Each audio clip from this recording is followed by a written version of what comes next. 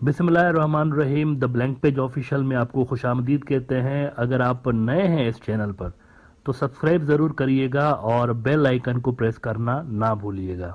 मित्रों, रीजन के अंदर अपना इन्फ्लुएंस बढ़ाने के लिए और अपनी ट्रेड और कमर्शियल जो असर व रसूख है उसको बढ़ाने के लिए इंडिया का एक पुराना ड्रीम रहा है गुज़िश्ता 30-40 साल से लेकर के उसको सेंट्रल एशियन जो मार्केट्स हैं, जो कि एनर्जी रिच मार्केट्स हैं, वहाँ तक कनेक्टिविटी मिल जाए, एक्सेस मिल जाए। और इंडिया इसके लिए प्रैक्टिकली हाथ पांव मारता रहा है। पहले वो सोवियत यूनियन की चूंकि करीबी इत्तेहादी थे तो वो सोवियत यूनियन के साथ भी इस सिलसिले में काफ़ी ज़्यादा उनके टॉक्स भी चले और कुछ एग्रीमेंट्स भी उन्होंने किए थे, लेकिन प्रॉब्लम आ रहा था पाकिस्तान, क्योंकि डायरेक्टली इंडिया का कोई बॉर्डर शॉर्डर नहीं लगता सेंट्रल एशिया के रीजन के साथ। पहले तो सेंट्रल एशियन जो मुल्क हैं आज के सोवियत यूनियन का हिस्सा थे ना, तो वहाँ तक भी पहुँचने के लिए, लेकिन मसला ये था कि बीच में अफगानिस्तान, पाकिस्तान, ईरान ये मुल्क आ जाते हैं। तो इंडिया की कोशिश थी शुरू से लेकर के किसी तरह से उसको वहाँ तक कनेक्टिविटी मिल जाए। और फिर अफगानिस्तान इस हवाले से जाहिर सी बात है कि एक की मुल्क था, क्योंकि इसको क्रॉस करते ही सेंट्रल एशिया शुरू हो जाता है। वैसे तो अफगानिस्तान खुद भी सेंट्रल एशिया का मुल्क है जियोग्राफिकली, ये तो ज़बरदस्ती इसको सार्क वालों ने साउथ एशिया के अंदर डाल दिया है, लेकिन बेसिकली ये साउथ एशिया का मुल्क नहीं है, ये सेंट्रल एशिया का मुल्क है। अब हुआ यह है कि सोवियत यूनियन के टूटने के बाद अमेरिकन ने भी इस रीजन पे ज़्यादा ध्यान देना कम कर दिया था, यानी ज़्यादा वो प्रैक्टिकली इन्वॉल्व नहीं थे यहाँ पे, क्योंकि वो सोल सुपर पावर थे, तो उनका ज़्यादा ध्यान उस वक्त भी मिडल ईस्ट के अंदर ज़्यादा था। लेकिन इंडिया की कोशिशें जारी रहीं, समहाउ प्लान बनाता रहा कि अब ये जो सोवियत यूनियन का हिस्सा अलग होकर सेंट्रल एशिया बन गया है, यहाँ पे कैसे उसको कनेक्टिविटी मिले। तो इस हवाले से मुख्तलिफ प्रोजेक्ट्स इंडिया ने गुज़िश्ता 30-35 साल में शुरू किए, लेकिन सबसे बड़ा जो प्रोजेक्ट इंडिया ने शुरू किया था वो ये शुरू किया था कि चाबहार पोर्ट ईरान के अंदर बनाएंगे, क्योंकि पाकिस्तान पे ज़ाहिर है वो रिलाय कर नहीं सकते, करना नहीं चाहते। तो उनको लगा कि ये जो इतना बड़ा हमारा ट्रेड अगर होगा तो वो पाकिस्तान के हाथ में क्यों हो, वो तो हम डायरेक्टली जो है ईरान के हाथ में क्यों ना दें। अच्छा, वैसे पाकिस्तान शॉर्टेस्ट रूट है इंडिया के लिए, यानी अगर आप देखें इंडिया को मैप देखें तो पाकिस्तान वर्टिकली बड़ा मुल्क है, लेकिन हॉरिजेंटली पाकिस्तान छोटा मुल्क है। हॉरिजेंटली पाकिस्तान का मैप ज़्यादा बड़ा नहीं, और पाकिस्तान का जो बॉर्डर है वो ताजिकिस्तान से ज़्यादा दूर नहीं है। छोटी सी वाखान कॉरिडोर की अफगानिस्तान की पट्टी है, अगर उसको क्रॉस करें तो सेंट्रल एशिया शुरू हो जाता है। तो पाकिस्तान सबसे शॉर्ट रूट है इंडिया के लिए, लेकिन दोनों मुल्कों के दरमियान चूंकि रिलेशन हमेशा से ख़राब रहे, तो इंडिया सेंट्रल एशिया तक पहुंचने के लिए लंबा रूट यूज़ करना ज़्यादा बेहतर समझता है, ईरान वाला। तो इंडिया ने चाबहार का पोर्ट डेवलप किया, इसके बारे में मैंने यहाँ पर कई बार बात की है। चाबहार पे इंडिया ने मैसिव इन्वेस्टमेंट की, और वो जो चाबहार का रास्ता था, पोर्ट चाबहार का ईरान का, वो जाता था जी जाहेदान, और फिर वहाँ से अफगानिस्तान के अंदर जाता था, और अफगानिस्तान से फिर सेंट्रल एशिया जाता था। लंबा चक्कर ये घूम फिर के। अच्छा, सब कुछ सही जा रहा था एज़ पर द प्लान, सारा कुछ ठीक था, लेकिन अगेन आखिर में इंडिया के लिए काम बिगड़ जाता है। हमेशा यही होता है, आखिर में कुछ ना कुछ गड़बड़ हो जाती है। यहाँ पर भी आखिर में एक बड़ी गड़बड़ ये हो गई कि जियो पॉलिटिकल शिफ्ट आ गया बहुत बड़ा रीजन के अंदर। अफगानिस्तान आज़ाद हो गया अमरीकी कब्जे से, और वहाँ से इंडिया का जो दोस्त था अशरफ गनी, वो हेलीकॉप्टर कैश का भर के भाग गया वहाँ पे। रशियन न्यूज़ एजेंसी तास ने ये रिपोर्ट किया था कि कैश का हेलीकॉप्टर भर के वहाँ से भागा है। वहाँ पर जो सेंट्रल बैंक के रिजर्व थे उनमें से पैसे उठा के भागा है। ये भी रिपोर्ट आलमी मीडिया में आई। तो वहाँ पर तालिबान की हुकूमत आ गई, तो इंडिया का सपना अधूरा रह गया। तो कहने की बात यह है कि कोशिश इंडिया ने बड़ी की है सेंट्रल एशिया तक पहुँचने के लिए, और वहाँ पर अपना, क्योंकि अगर वो एंट्री मारेंगे तो इन्फ्लुएंस पैदा करने की कोशिश करेंगे ना, दस बैठे बैठे तो नहीं कर सकते, जियोग्राफिकल लिमिटेशंस हैं। लेकिन बांग्लादेश वो मुल्क है जिसके साथ इस तरह के जियोग्राफिकल कॉम्प्लिकेशंस हैं नहीं, लेकिन उसने सेल्फ इम्पोज्ड कॉम्प्लिकेशंस अपने ऊपर इतने डेकेड से लेकर इम्पोज की हुई हैं, सेल्फ इम्पोज्ड हैं ये, इंडिया की वजह से मेनली।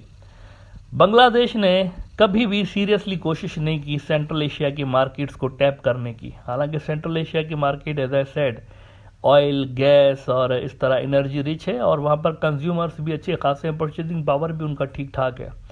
लेकिन बांग्लादेश ने कभी भी जेन्युइन अटैम्प्ट नहीं की वहाँ तक पहुँचने के लिए। एक तो उसका अगेन रीज़न ये था कि वहाँ तक पहुँचने के लिए बांग्लादेश को भी पाकिस्तानी पोर्ट्स चाहिए, तो बांग्लादेश ये नहीं चाहता था अवामी लीग की पॉलिटिकल मजबूरियों के कारण कि वो किसी किस्म की कोई दोस्तियाँ ज़्यादा बढ़ाएं पाकिस्तान से। ये तो देखें ना आप, 2015-16 तक कितने ख़राब रिलेशन होते थे अवामी लीग के पाकिस्तान के साथ।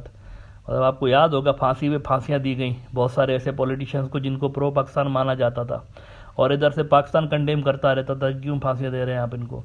तो बड़े ख़राब रिलेशन थे। ये तो चाइना उभरा है, BRI इक्वेशन में आया है, तो थोड़ा सा यूँ समझें कि बर्फ़ पिघलना शुरू हुई है अवामी लीग और इनके दरमियान। लेकिन अब तो देखें ग्राउंड सिचुएशन डिफरेंट है।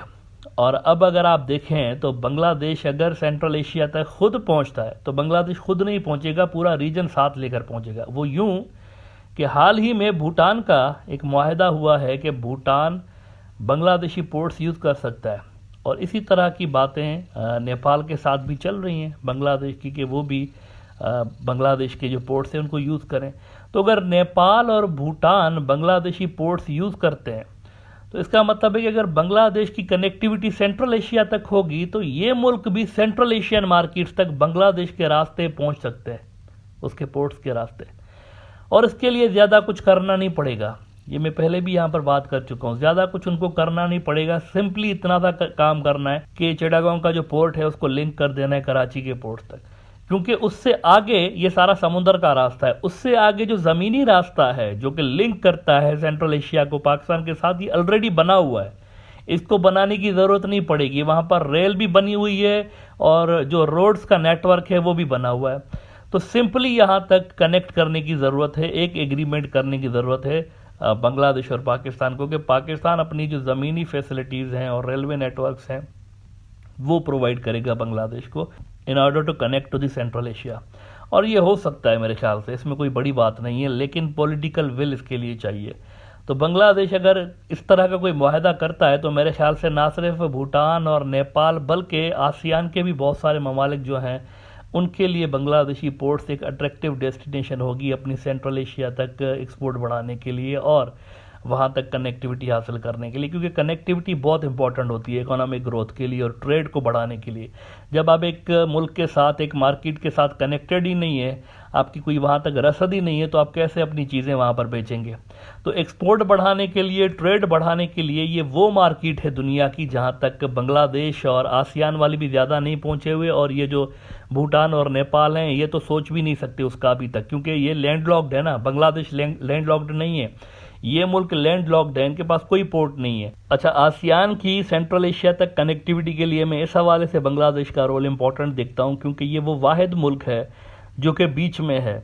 बांग्लादेश है साउथ एशिया के अंदर, लेकिन अगर आप देखें तो बांग्लादेश की दूसरी तरफ से आसियान शुरू हो जाता है, जो दूसरा रीजन है वो शुरू हो जाता है। तो आसियान और सेंट्रल एशिया की कनेक्टिविटी के लिए बांग्लादेश एक सेंटर की सूरत अख्तियार कर सकता है अगर वो थोड़ा सा यहाँ पर इनिशिएटिव लेते हैं इस हवाले से। अभी भी अवामी लीग जो है वो ज़्यादा, अगर आप देखें, छोटी छोटी मार्केट्स को एक्सप्लोर करने में वो आपको ज़्यादा इंटरेस्टेड नज़र आते हैं, लेकिन इतनी बड़ी जो मार्केट है सेंट्रल एशिया की उसको एक्सप्लोर करने में वो अभी भी आपको इतने ज़्यादा सीरियस नज़र नहीं आते, just because of political complications. और ये भी फैक्टर है कि अगर वो ऐसा करते हैं ना तो उनके और इंडिया के जो ताल्लुकात हैं थोड़े से ख़राब हो सकते हैं यहाँ पे, उनको लगता है, क्योंकि इंडिया कभी नहीं चाहेगा कि बांग्लादेश और पाकिस्तान के टाइज स्ट्रेटेजिक लेवल की तरफ बढ़ें। जैसे जैसे सेंट्रल एशिया के साथ बांग्लादेश का ट्रेड बढ़ेगा और वो पाकिस्तान के रास्ते चूंकि हो रहा होगा, तो वैसे वैसे बांग्लादेश और पाकिस्तान की टाइज में थोड़ी सी आपको गहराई नजर आएगी अगर वहां पर उनकी मार्केट बढ़ने लगेगी। और ये फिर इंडिया के रीजनल इंटरेस्ट की जाहिर सी बात है खिलाफ है कि उनका एक बड़ा इत्तेहादी इस तरह से पाकिस्तान के करीब हो जाए। As far as India itself is concern, तो अभी तक उनका दूर दूर तक कोई मुझे नज़र नहीं आ रहा फ्यूचर सेंट्रल एशिया के अंदर, क्योंकि उन्होंने जो कोशिश की थी चाबहार से वो कोशिश धपड़दूस हो चुकी है। यानी उनको अफगानिस्तान के रास्ते अब तालिबान के साथ कॉम्प्रोमाइज़ करना पड़ेगा, पाकिस्तान के साथ कॉम्प्रोमाइज़ करना पड़ेगा।